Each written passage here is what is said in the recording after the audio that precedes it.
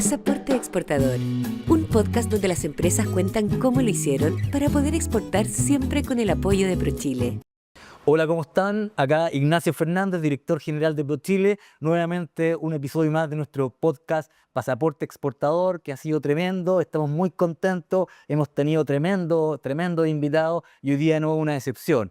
Estamos muy contentos, ya se los voy a presentar porque estamos muy contentos porque a diferencia de los otros capítulos han sido un poco servicio o producto más distinto de lo que uno se imagina, digamos, poco diferente a las exportaciones tradicionales chilenas, pero hoy día estamos ya con un producto que está en el alma nacional, que todos conocemos y que ha tenido un desarrollo exportador bien potente en los últimos años, en que tenemos mucho trabajo por seguir haciendo. Se trata del pisco. Y acá nos acompaña Juan Carlos Ortúzar, que es el gerente general de Pisquera Tulagüen, Pisco Huacar. Juan Carlos, de verdad te agradezco mucho que estés con nosotros.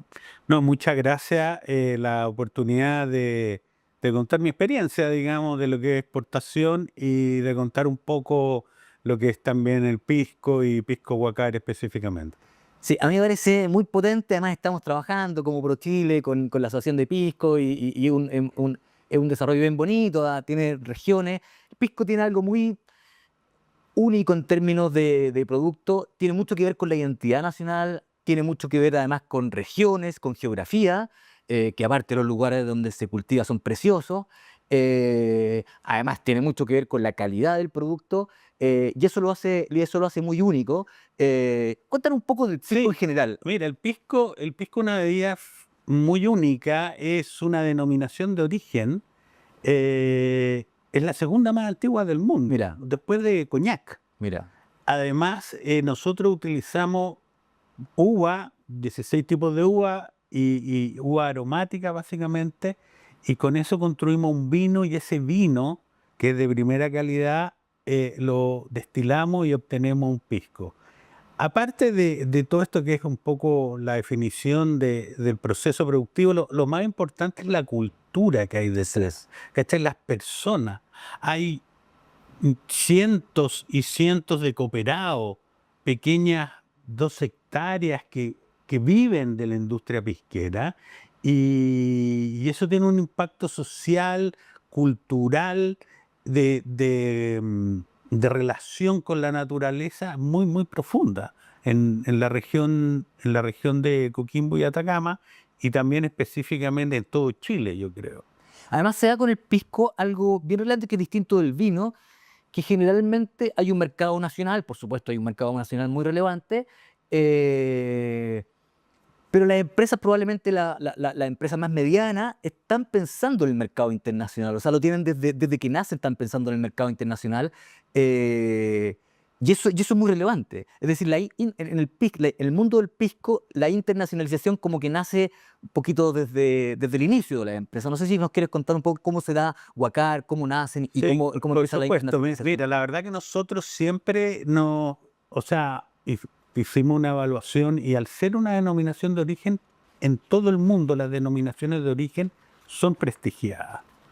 Y eso entonces nos volcó a desarrollar un producto como Huacar y mantener los nuevos productos, mantienen esa línea de un producto pensando en el mercado de afuera.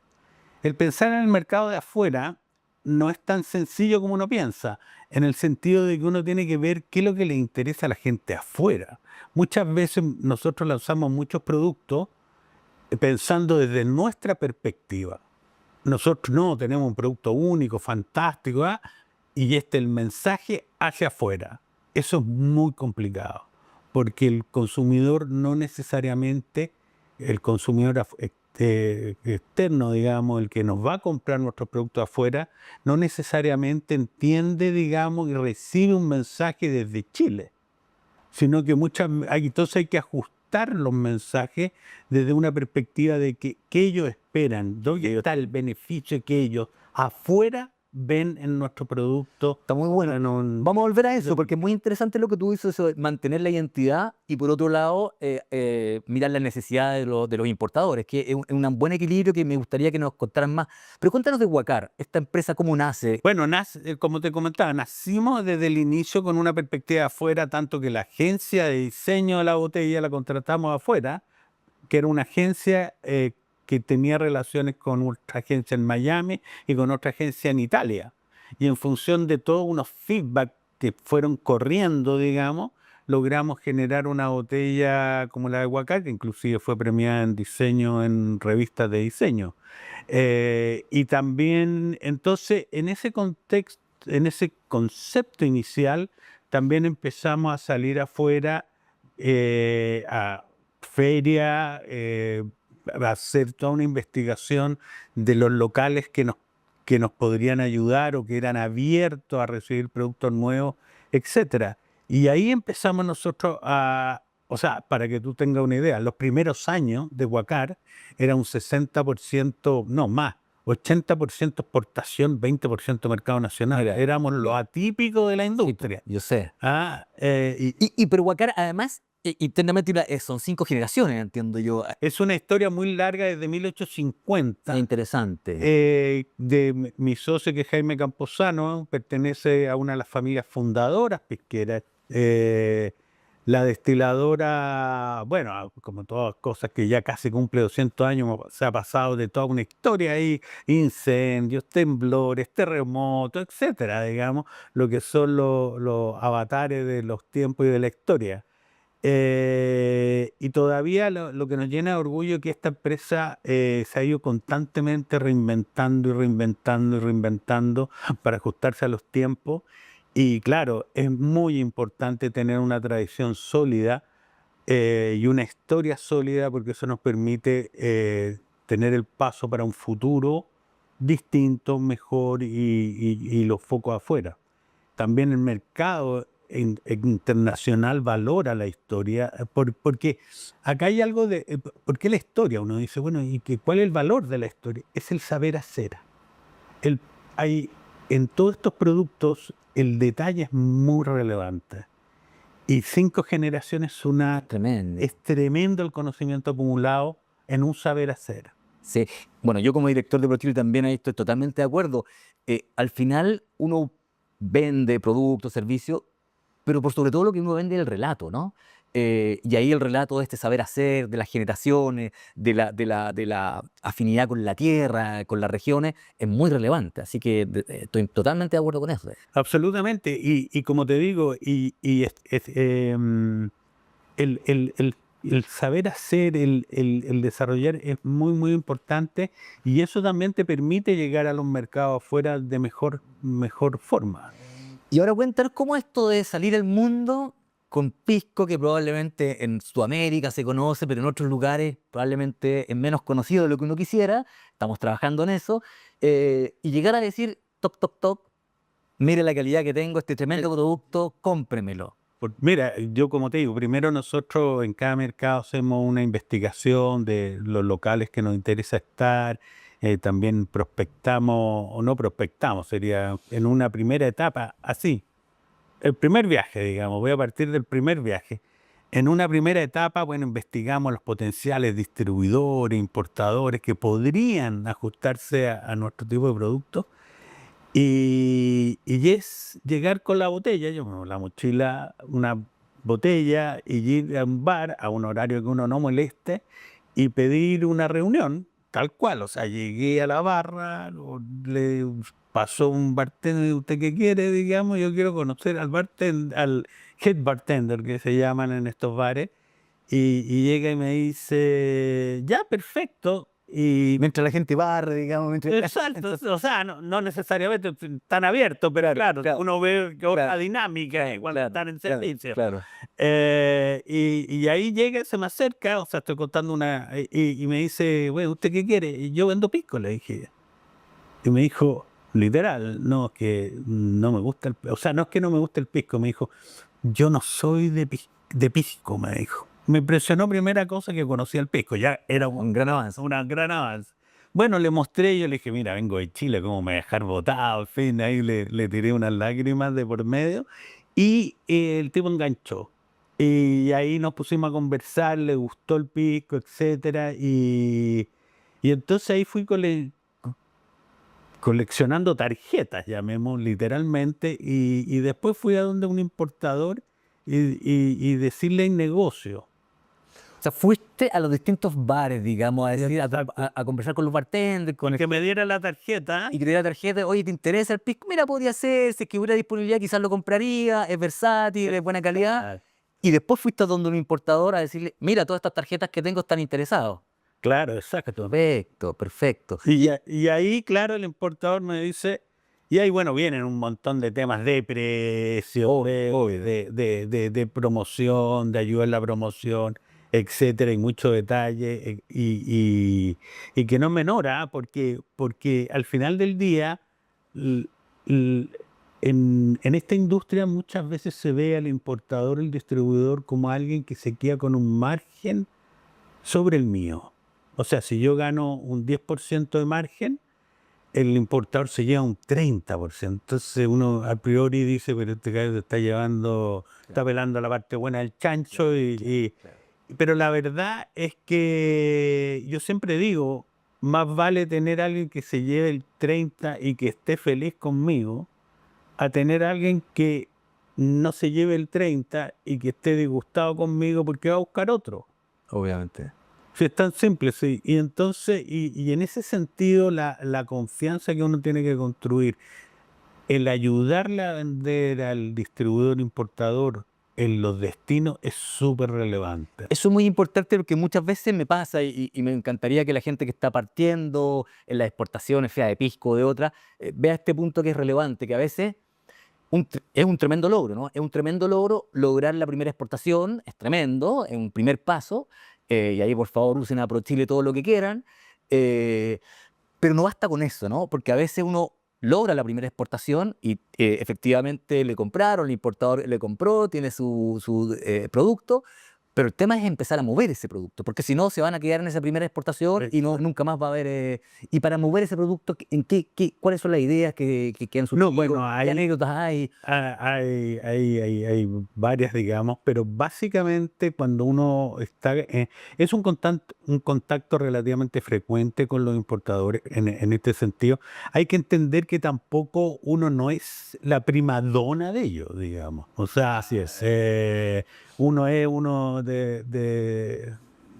digamos, casi el backstage. Sobre todo en mercados internacionales donde el pisco no es tan conocido en la población Exacto. de la calle. Entonces el que no hay que frustrarse, digamos, en que no te pesquen, etcétera, porque claro, uno no son los productos más relevantes que manejan en el portafolio, pero agradece básicamente el compromiso de que tú no los vas a dejar botados y que después van a tener el pallet o lo que sea, digamos, en la bodega y cada una vez al mes le pasan un plumero, digamos. Entonces que tú estás tratando de, con su gente, con él, buscar la forma. Y en ese sentido, claro, yo comparto mucha experiencia exitosa en otros países, lo agradecen.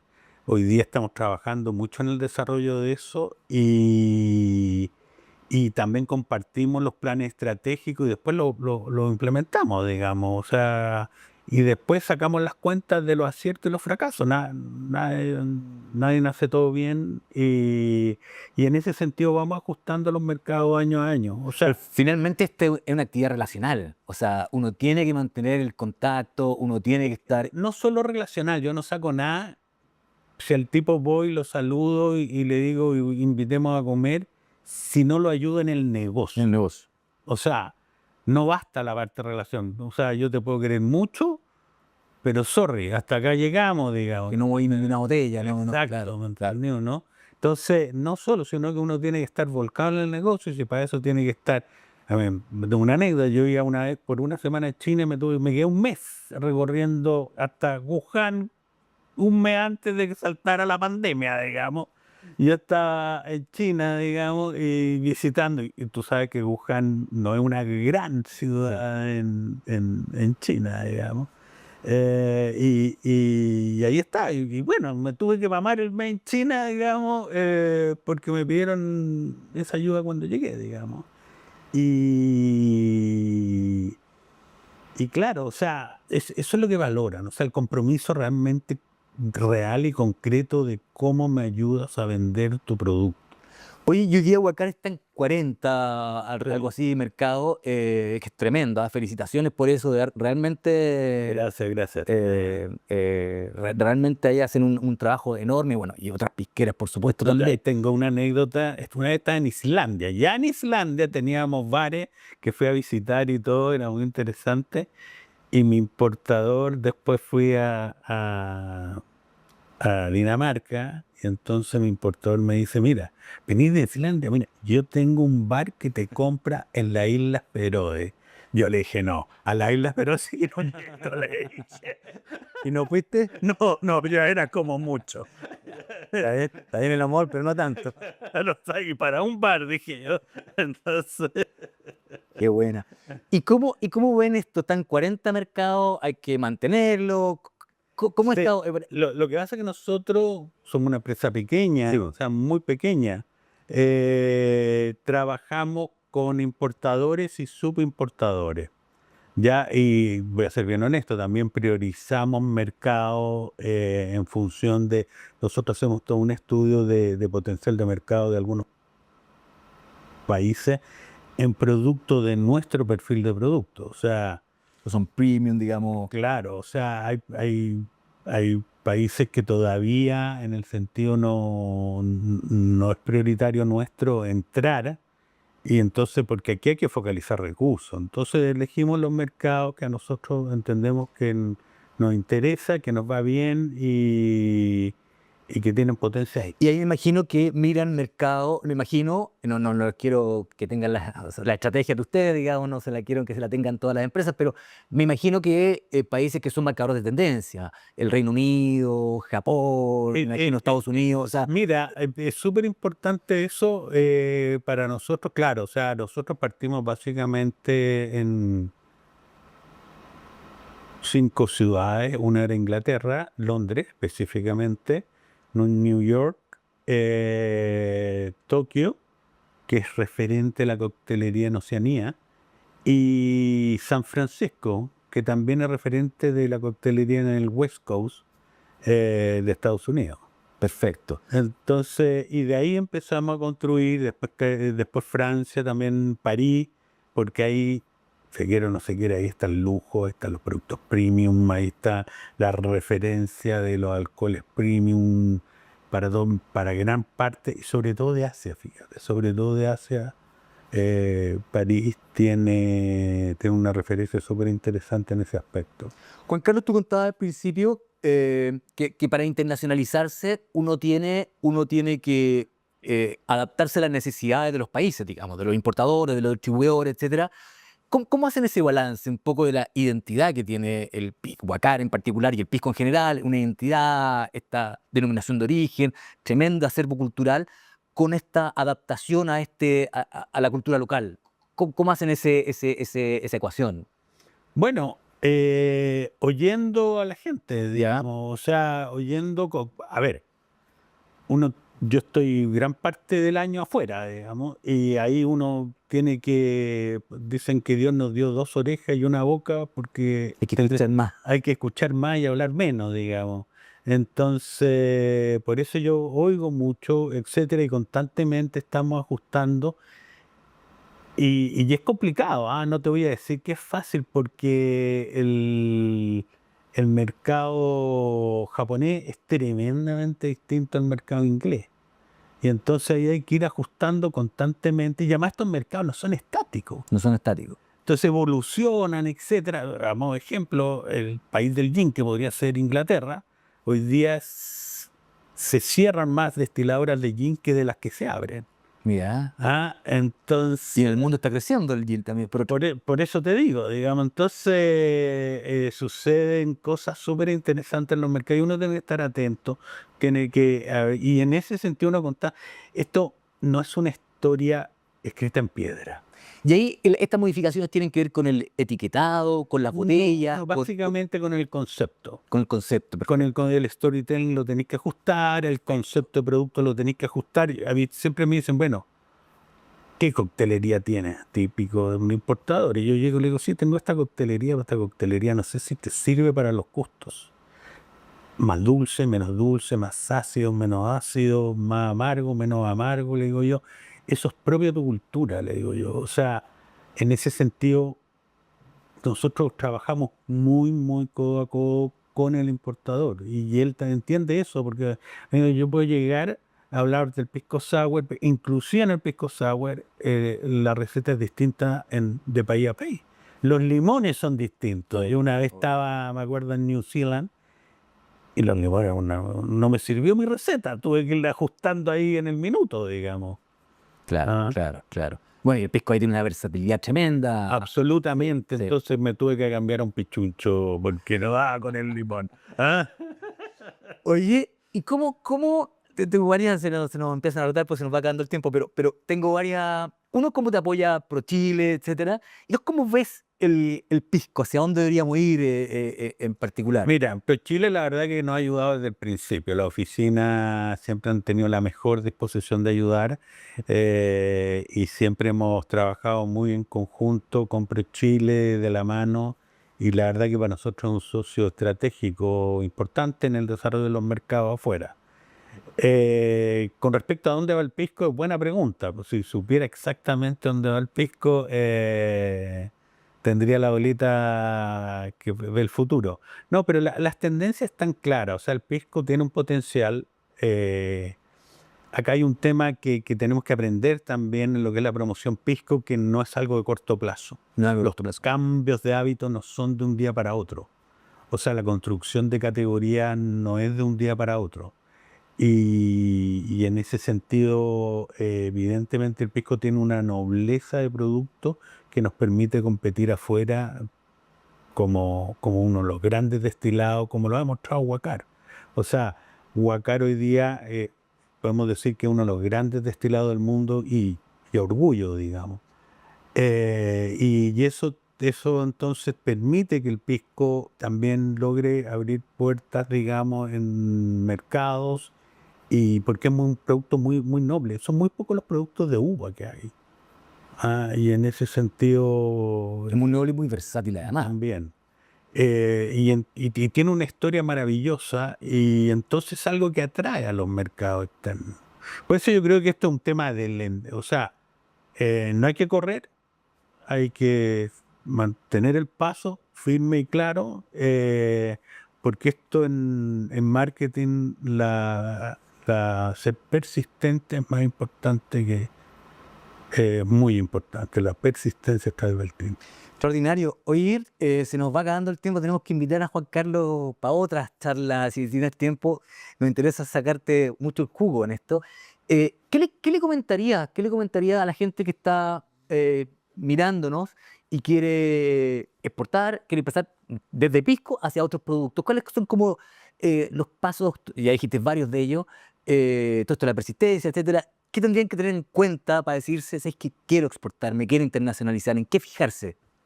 Mira, si tú me decís qué es lo más importante, uno, tener ganas. Otro, ser altamente resiliente. Digamos, uno se lleva más portazos que apertura de puertas. Pero eso es parte del proceso. Y lo otro también que es súper importante es entender qué es lo que necesita tu consumidor en el producto, en el mercado de destino que tú elegiste. Y saber por qué elegiste y hacer una preinvestigación del mercado que tú elegiste para cuando tú llegues a hablar con esos potenciales importadores, distribuidores o gente interesada, tú puedas tener una conversación inteligente con ellos.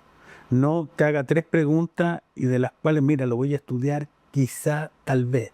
Eso es muy relevante, efectivamente. Eso diría yo que... Muchas de estas son una oportunidad de Exacto. minutos, claro. Extraordinario.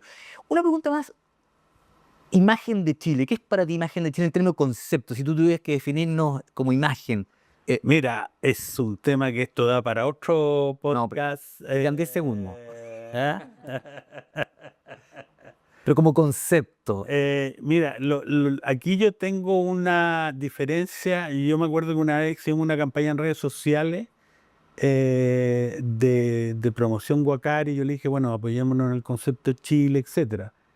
Y a mí lo que me dijeron afuera me llevé una sorpresa, digamos, después de que me dijeron, para la gente joven, Chile es de PortAventura. Es de PortAventura. Punto, me dijeron. Asóciate a eso de alguna forma. y la campaña va a ser atractiva. Y nosotros, en ese sentido, seguimos un poco mirando lo que hablábamos, de nosotros hacia afuera, no mirar la perspectiva de afuera. Extraordinario. Para nosotros los jóvenes, entonces, Deporte Aventura.